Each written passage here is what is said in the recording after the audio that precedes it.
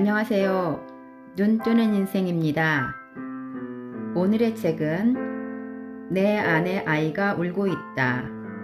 저자는 니콜 리페라, 출판사는 웅진지식하우스. 나를 가장 잘 아는 사람은 바로 나다에서 일부 발췌하여 읽어드립니다. 그래, 오늘이 바로 그날이야. 난 오늘부터 달라지겠어. 어디서 많이 들어본 말이지 않은가. 이렇게 결심한 당신은 헬스장에 회원 등록을 하고 가공식품 섭취를 줄이고 소셜 미디어를 끊고 헤어진 연인과의 골치 아픈 관계를 정리한다. 이번에야말로 반드시 달라지겠다고 결심한다. 하지만 몇 날 며칠, 몇 주, 심지어는 몇 시간도 지나지 않아 정신적 저항이 고개를 든다. 달콤한 지식을 거부하지 못하고 헬스장에 갈 의지는 사라지고 헤어진 그 사람의 SNS를 확인하고 싶어서 손가락이 근질거린다. 마음은 이쯤 했으면 쉬어도 돼 라고 감언 이설을 속삭이며 예전의 생활로 돌아가라고 재촉한다. 지쳐서 무거워진 몸은 이때라고 속살거리며 홀딱 넘어가 버린다. 종국에는 청천벽력 같은 마음의 소리가 들려온다. 넌 할 수 없어. 문제 행동에 갇혀버린 사람들이 많다. 너무 갑갑해요. 내가 연구학자이자 임상심리학자로 10여 년 동안 일하면서 내담자들한테 가장 자주 들은 말이다. 치료를 받으러 오는 내담자들은 모두 달라지고 싶어 한다. 어떤 사람들은 새로운 습관을 들이고 새로운 행동을 배우거나 자기 혐오를 그만둘 방법을 찾아 자신의 내면을 바꾸려고 한다.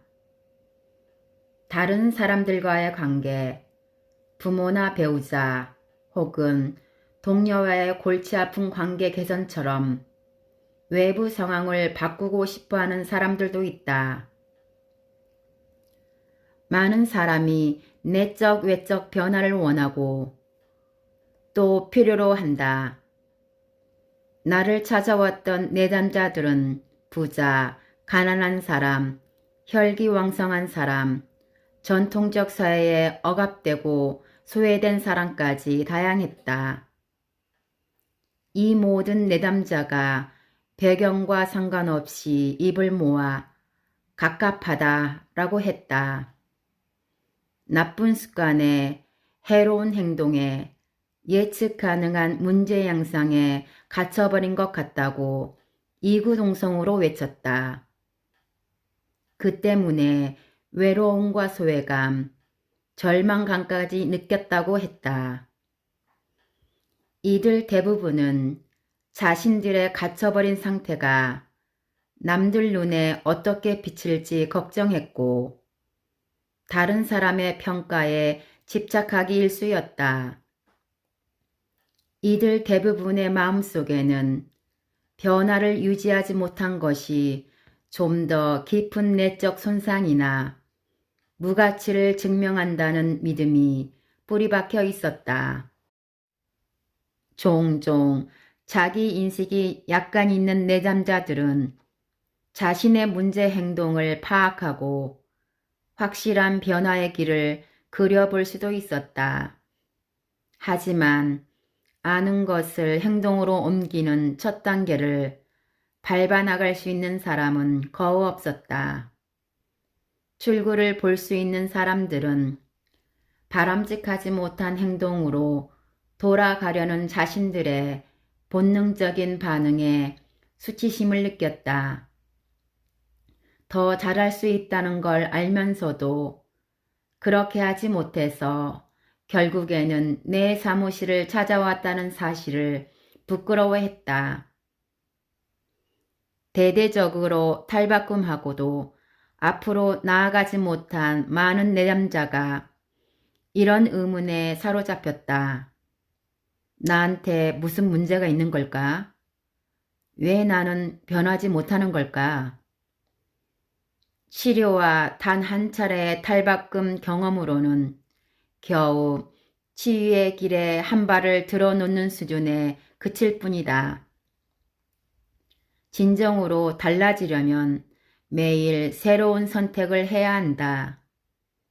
정신적 웰니스를 얻고자 한다면 치유 과정에 매일 적극적으로 참여해야 한다. 주변을 둘러보면 나의 내담자들뿐만 아니라 내 친구들한테서도 똑같은 절망을 찾아볼 수 있었다. 많은 사람이 불면증과 우울증, 불안증 치료를 받고 있었다.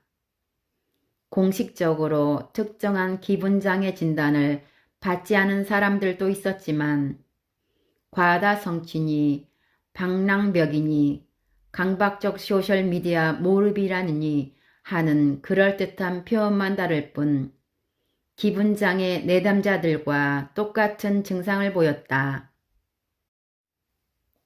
눈을 감아보라. 레몬을 그려본다. 반짝거리는 노란색 껍질이 보인다. 양손으로 레몬을 잡는다. 볼록 튀어나온 부위를 만져본다. 코에 대고 냄새를 맡아본다. 상큼한 향이 코 속으로 흘러들어온다.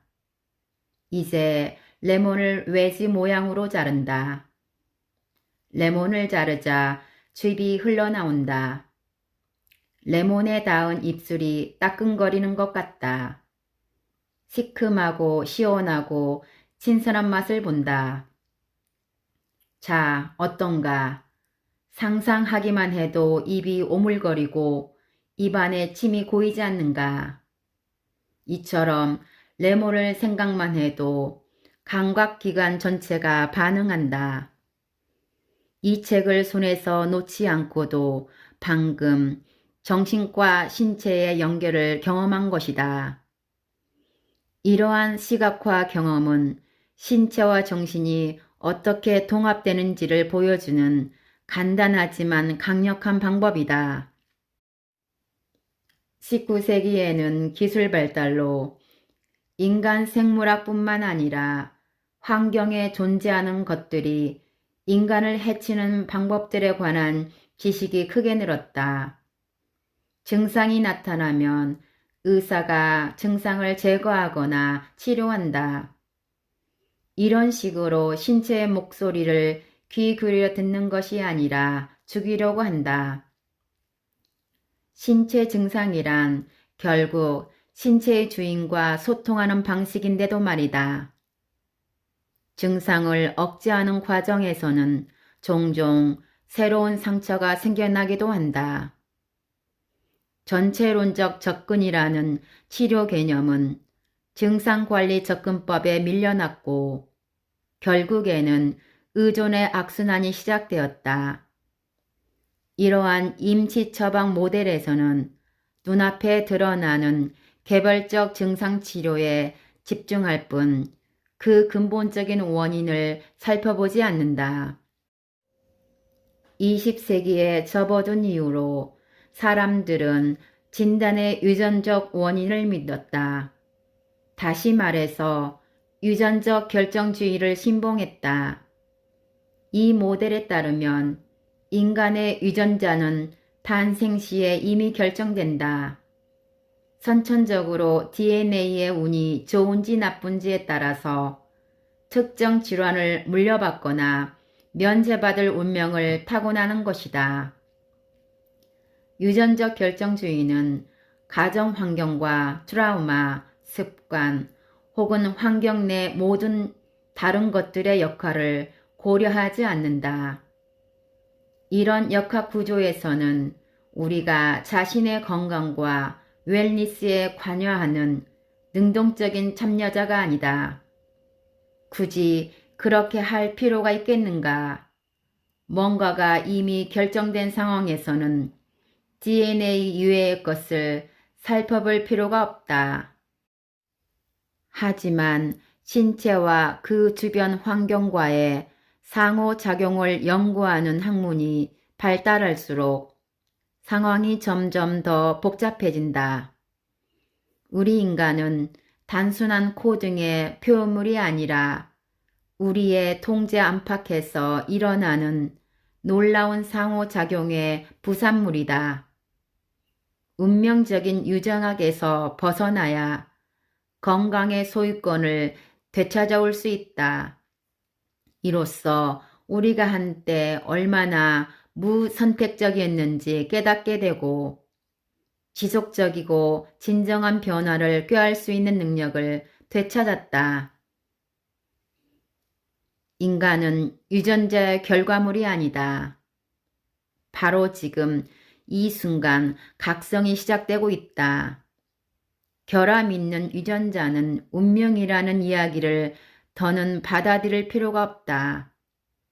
새롭게 등장하는 과학에서는 물려받은 유전자가 고정된 것이 아니라고 본다. 그보다는 태아 시절부터 평생 환경의 영향을 받는다고 한다. 이처럼 획기적인 후성 유전자의 등장으로 변화하는 인간 능력에 관한 새로운 이야기가 펼쳐지고 있다. 물론 인간은 1년에 유전자를 갖고 태어난다. 하지만 마치 카드 한 벌에서 가지고 놀고 싶은 카드를 고르듯이 유전자도 어느 정도까지는 선택할 수 있다. 수면과 영양, 인간관계, 신체를 움직이는 방식들을 선택해서 유전자 발현을 바꿔놓을 수 있다. 후성 유전학은 기존 유전학의 한계를 극복하며 질병 관리 모델을 일상적인 환경이 건강에 미치는 영향력을 인정하는 패러다임으로 새롭게 바꿔놓았다. 결과적으로 극히 새로운 관점이 생겨났다. 우리 인간이 자신의 웰빙에 관여하는 능동적인 참여자가 될 수 있다는 것이다. 이러한 관점에서는 정신적, 정서적 건강뿐만 아니라 신체적 건강과 당뇨, 암 같은 질병 발병 위험도 다룬다. 후성 유전학적 요소들은 정신장애 발현에 중대한 역할을 담당한다. 이러한 사실은 일란성 쌍생아 연구에서 잘 드러난다.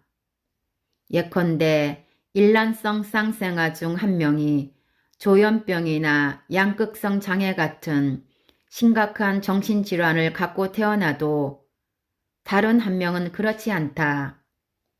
자국 내 스트레스와 정신질환 발현의 연관성 연구에서도 환경이 가장 강력한 기관인 두뇌뿐만 아니라 신체의 모든 부분에 어떤 방식으로 얼마나 심도 있게 영향을 미치는가가 드러난다. 유전학이 운명이 아니라는 개념은 내게 아주 심오한 깨달음을 주었다.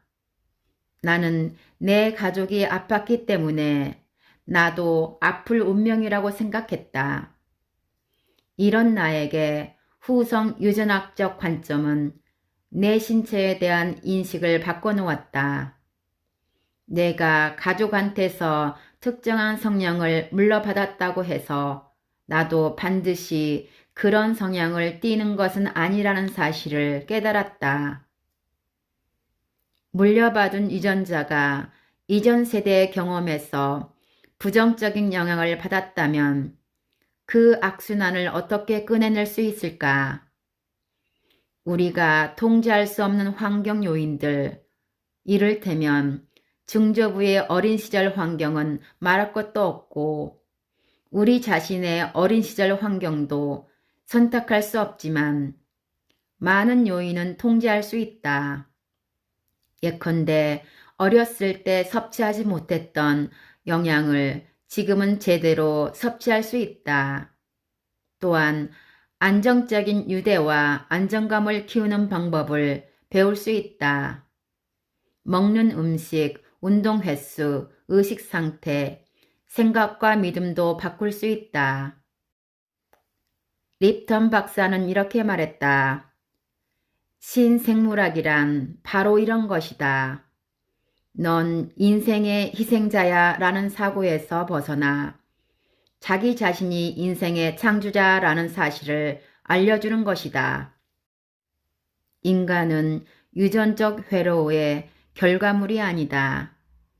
이 사실을 알고 나면 잘못된 회로를 약물과 수술 같은 중재를 통해 재배선하는 전통적인 결정적 접근법이 더 부적절해 보인다. 우리는 자기 자신의 웰니스를 위해 신체와 정신의 치유를 돕고 또 그렇게 해야 한다. 플라세보 효과와 노세보 효과. 플라세보 효과란 불확성 물질이 질환의 증상을 개선해주는 효력을 묘사하는 용어다. 정신은 측정할 수 있고 실질적인 몸의 변화를 끌어낼 수 있다. 주류 과학이 이러한 사실을 인정하는 증거가 바로 플라세보 효과다. 파킨슨병에서 과민성 대장 증후군에 이르기까지 다양한 질환에서 플라세보 효과가 입증되고 있다. 그 중에서 강력한 몇 가지 반응은 우울증 연구에서 나타났다. 항우울제를 복용하고 있다고 믿는 참가자들이 실제로는 가짜약을 복용했음에도 대체로 상태가 개선되었던 것이다. 몸이 아파야만 플라세보 효과를 경험할 수 있는 것은 아니다. 글래스고 대학의 연구에서는 연구학자들이 달리기 선수 15명에게 금지 약물을 투여했다고 말한 후에 경주에 나가라고 했다. 그러자 이들의 기록이 크게 향상되었다. 하지만 사실 이들이 맞은 것은 소금물이 든 주사였다. 몸이 좋아지기를 기대할 때는 치유 과정을 시작하려는 신호를 보낸다. 호르몬과 면역세포, 신경 전달 물질이 모두 분비된다. 플라세보 효과는 몸 상태나 기분이 더 나아질 거라고 믿을 때 종종 실제로 그렇게 된다는 사실을 증명한다. 이것은 단순한 암시로도 몸에 영향을 줄 수 있는 정신의 힘을 증명한다. 하지만 바람직하지 못한 효과도 있다. 바로 플라세보 효과의 사악한 쌍둥이 노세보 효과다. 노세보 효과는 약을 올바로 처방했는데도 환자가 의심하면 약효가 나타나지 않는 현상이다. 생각의 상태를 개선하는 것이 아니라 악화시키는 것이다. 연구학자들은 종종 노세보 효과를 연구하기 위해서 실제로는 가짜 약만 복용하는 참가자들에게 끔찍한 부작용이 있다고 말한다. 그러면 활성 약물을 복용하고 있다고 믿는 많은 사람한테서 실제로 부작용이 나타나기 시작한다. 노세보 효과의 위험성을 보여주는 주목할 만한 극단적인 사례가 하나 있다. 1970년대에 한 의사가 환자에게 식도암으로 수명이 3개월 남았다고 시한부 선고를 내렸다.